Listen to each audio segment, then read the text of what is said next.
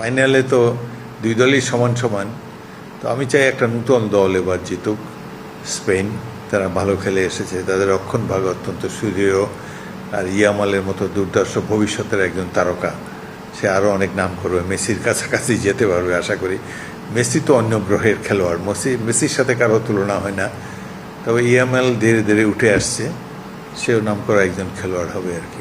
ফুটবলে বিশেষ করে এত ব্যাপক জনপ্রিয়তা, ফুটবল তো সবচেয়ে জনপ্রিয় খেলা, কিন্তু আমাদের এত বেশি দর্শক শ্রোতা উন্মাদনা থাকার পরও ফুটবলের মানটা আশানুরূপ নয়।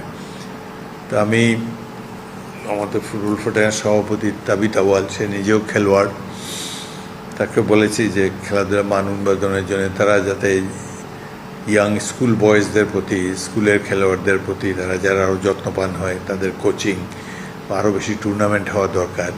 আমাদের মহিলা ফুটবল দল আবার ভালো খেলছে, তারা তাদের দু একটা খেলা আমি টেলিভিশনে দেখেছি, চমৎকার খেলেছে। এদেরকে ভালোভাবে কোচিং দিলে তারা আরও ভালো করতে পারবে বলে আশা করি। মোটামুটিভাবে আমাদের প্রধানমন্ত্রী তারেক রহমানও খেলাধুলায় বেশি ইন্টারেস্টেড দেখলাম, তার মেয়ে সেও ফুটবল খেলতো লন্ডনে। সব দিক দিয়ে খেলাধুলার একটা অনুকূল পরিবেশ আমি দেখতে পাচ্ছি।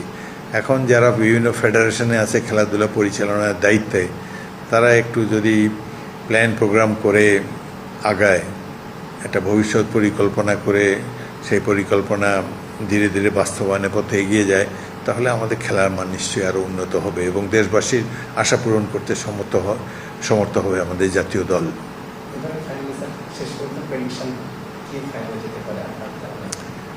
আজকের ফাইনাল তো